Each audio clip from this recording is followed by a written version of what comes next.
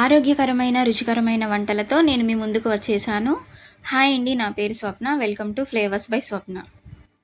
ఈరోజు నేను మీతో రొయ్యల కూరని ఎలా చేయాలో షేర్ చేసుకోవాలనుకుంటున్నానండి. ఇది చాలా ఈజీగా క్విక్గా అయిపోతుంది.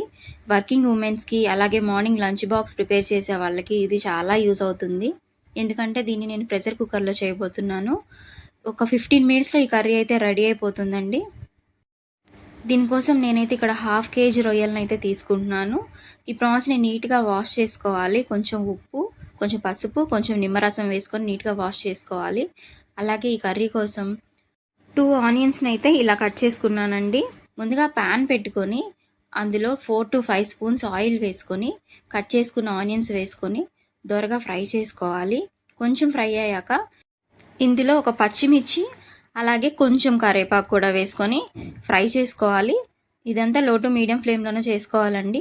ఒక 5 మినిట్స్ పాటు ఇలా ఫ్రై అయితే చేసుకోవాలి. ఆనియన్స్ ఫ్రై అయితేనే కర్రీ అనేది టేస్టీగా వస్తుంది.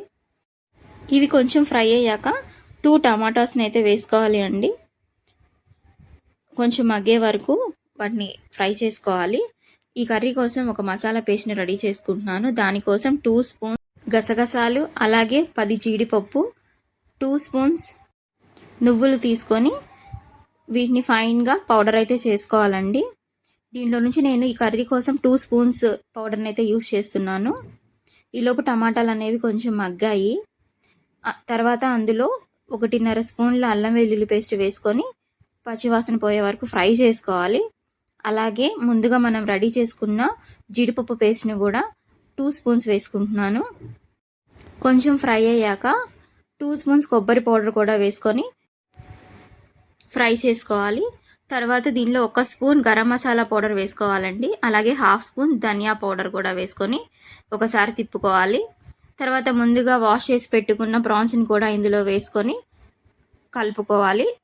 రుచికి సరిపడా ఉప్పు కూడా ఇదే టైంలో వేసుకొని తిప్పుకోవాలండి. కొంచెం ఒక 5 మినిట్స్ పాటు ఫ్రై అయినాక ఇందులో కారం 2 స్పూన్స్ కారం వేసుకుంటున్నాను. పచ్చివాసన పోయే వరకు ఈ కారాన్ని ఫ్రై చేసుకోవాలి. ఇది ఒక 5 మినిట్స్ అయితే పడుతుంది. కొంచెం ఫ్రై అయ్యాక ఆయిల్ అనేది ఇలా పైకి వస్తుందండి. తర్వాత దీనిలోకి కొంచెం కొత్తిమీర వేసుకొని ఒకసారి కలుపుకోవాలి. తర్వాత దీంట్లోకి 1 గ్లాస్ వాటర్ అయితే యాడ్ చేసుకోవాలి.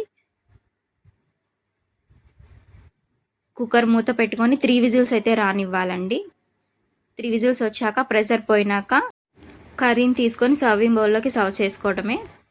అంతే అండి, ఎంతో ఈజీగా గ్రేవీగా వచ్చే ప్రాన్స్ కర్రీ అయితే రెడీ అయిపోయింది.